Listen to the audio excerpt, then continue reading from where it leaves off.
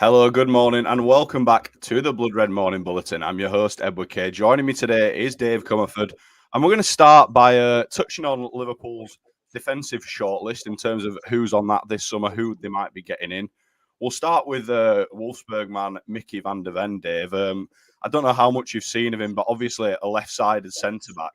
What do you make of Liverpool sort of identifying that as a problem area, really, and looking to get somebody in on that left side of the centre-backs? Well, the main thing is that Liverpool want a defender. I mean, that's the message that we're getting. I think what's interesting is we don't really know, assuming that it is only one defender signed, and with the midfield needs that Liverpool have, potentially a backup goalkeeper need too, then you'd think that, that's what the budget would stretch to, is one defender. So the question then is, what kind of defender do you get? And you could get someone who, sort of like Benjamin Pavard, who can sort of play as a centre back, but also line up as a more defensive right back behind Trent if he moves into midfield full time. Or you could get someone who can play sort of, like you say, in that left sided role when Liverpool have the ball, and then maybe as a left back when Liverpool don't. And obviously that would be targeted at basically Andy Robertson, and you'd essentially be saying, we don't think Robertson can sort of function in this system where he's playing basically like a left-sided centre-back with not as much opportunities to get forward and a fair bit more defending to do. I think Van der Ven falls into the latter camp because he, like you say, he is primarily a centre-back, but he has played a few games at left-back last season. He's obviously fairly quick as well, as everybody knows from the sort of clips that have been going around. So I sort of see him as someone who will come in and just slot in, sort of maybe alongside a Van Dijk and a Konate in sort of that de facto back three, if he did arrive. So that's what it's saying to me. I might be wrong on that. And also, I suppose the other point to touch on with this is it would be a sort of Jörg Schmacker signing in a way. We don't know. Obviously, Alexis McAllister, the groundwork and the final touches for that one were done by Julian Ward. So that's very much his signing. And then we don't really know sort of who's going to be the main driving force behind the rest of Liverpool's business. Is it going to be Jurgen Klopp? Is it going to be the people in the sort of data team at Liverpool? And maybe this will be the deal we look back on at the end of the summer, however many players Liverpool sign, and think, yeah, that was the one that Schmacker kind of put his name to, and then he could obviously be judged by how that one works out. Yeah, we'll talk about sort of the system that Liverpool are going to play next year, because obviously that's massively key in deciding on the kind of players they are going to be getting in. And something I've noticed recently, you see everyone on social media, Twitter, things like that, doing their ideal Liverpool starting 11s for next year. And I do think it's, while we had success in this system, and obviously Robertson doesn't really fit in that system with the three back, I do think it's interesting just how many teams you're seeing, and Robertson just doesn't seem to be in many of them. Do you think we're sort of disregarding just how integral he's been to this team's success over the past few years? I do, to be honest. I mean, this is a player who I believe holds the record for defenders, like for Premier League assists. I mean, that is, obviously a phenomenal achievement. He's someone who, I think he got double figures for assists last season. As well, I thought he generally had an okay season, not sort of a great one, but like with a lot of other players struggling, I thought Robertson was all right. The idea that you can sort of have a player like that and drop him from the side really doesn't sit right with me, to be honest. And I know sometimes you do have to make sacrifices at this level. Sometimes players just don't fit anymore when a team evolves, and you have to be ruthless and all that. But for me, I think Liverpool should be building around Robertson rather than building a system that kind of excludes him. And I hope that there is a compromise that can be found in terms of a functioning system that accommodates Robertson and also Trent Alexander-Arnold in a midfield role. And I think hopefully there is, in the sense of, you could, if you move Trent there full time, you bring in that right back. I suppose Trent would then be more of like a right-sided number 8. And I've seen people express sort of skepticism about that, whether it's going to kind of affect the balance too much. But yeah, for me, I think I'd have to agree with you. Just the speed with which sort of people are kind of moving on from Robertson is a little bit sort of it's surprising to me, and I definitely disagree with it, because I think that he is probably the best left back in world football. And like I say, just to repeat the point, Liverpool should be sort of building around him rather than excluding him with what they do for me. Yeah, no, I completely agree. I think it's far too early to be sort of planning for life without Andy Robertson. I think we're giving out, like I say, how integral he's been to this team's success. But I mean, if he is going to stay in that side, then that might mean Liverpool going out and buying a right back, as we've sort of hinted at. If Trent is going to make a permanent move into midfield and Jurgen Klopp wants to go with a more defensive right back, obviously there've been the links to Pavard. I think Liverpool sort of distanced themselves from him a little bit now.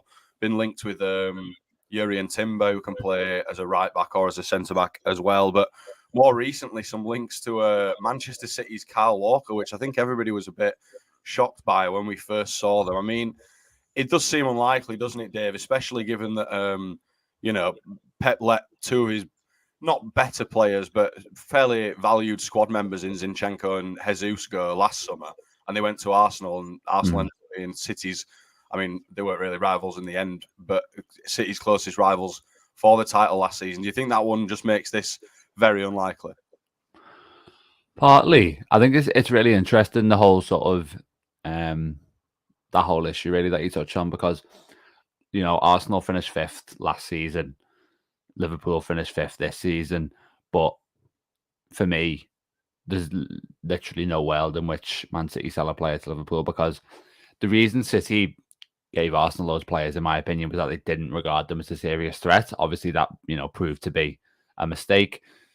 Equally, they sold Raheem Sterling to Chelsea, and Chelsea were absolutely nowhere last season. Sterling struggled as well, so it sort of was mixed results on that one. But I just think because City have competed with Liverpool for the title, multiple times, and they have been their main rivals across this sort of Pep Guardiola era, they're never going to take the chance of sort of strengthening them. And I think that would have been the case even if those two players had gone to Arsenal last year and struggled, or Arsenal had, not really made that much progress. I think there's never a prospect of Man City selling to Liverpool while Jurgen Klopp's manager, to be honest. It just doesn't sort of seem realistic at all. And people would say that the transfers last year didn't either, but I think it just wouldn't be something that they'd countenance. And I think, from what we're sort of seeing, Walker might end up going to Bayern Munich. He might end up staying. I'm not sure whether he'd sort of be interested in the move himself. And yeah, I just think the most interesting part of this transfer, because it probably isn't going to happen, the most interesting part is it does sort of show, even though Liverpool finished 5th, how seriously Manchester City still take them, I think, because it just feels like, City would never even think about trying to strengthen Liverpool. But obviously last year they were much more relaxed, I suppose, about the threat of Arsenal and Chelsea.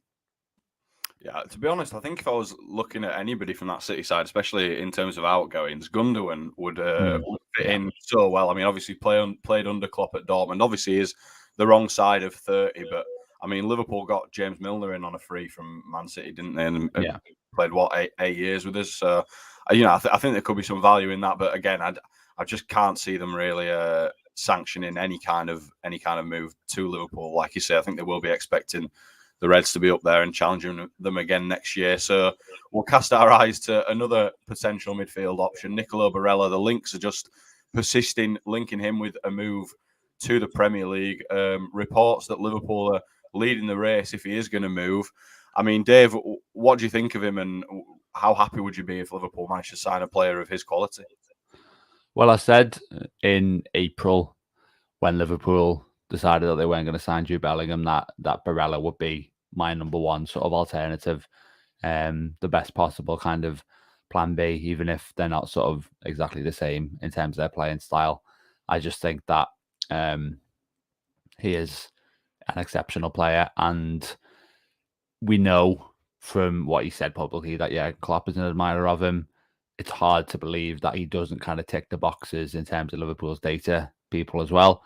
And it just feels like there's no reason that I can see not to go for the signing. Obviously, we have to see what's going to happen with the price tag. I think there was talk of Newcastle trying to, sign him for 50 million, which, considering Inter ended up making the Champions League, feels like a huge underpay. So I don't know if that would actually be a fee that they'd be willing to accept. But if Liverpool can get him within their budget, it's an absolute no-brainer. To be honest, I think he's literally just waiting to make that step up. I mean, obviously, Inter a Champions League finalist, so you can't disrespect them at all. But he's waiting to make that step up to a team who's truly like right up there as one of the European superpowers. It's just a matter of time before that happens. And if it was at Liverpool, I think he could be sort of key in bringing the team silverware, to be honest. Yeah, no, I completely agree. He's been number one on my list for some time. Basically, yeah, like you say, once we knew we weren't getting Bellingham, and Barella's probably sort of the upper echelons in terms of transfer market value, that the kind of player Liverpool are going to be going for. I mean, I think that's what this one all comes down to, isn't it? Is whatever the sort of going rate is for him. If it's less than, I'd say, around £70 million, and he's going to be making a move to the Premier League, Liverpool have got to be right there or thereabouts in terms of negotiations for that. I mean, in terms of what he'd bring to the side, I completely agree with you. I think he'd be a great addition. But that is all we've got time for here on the Morning Bulletin today. So, Dave, thanks for joining me, and we'll catch you next time.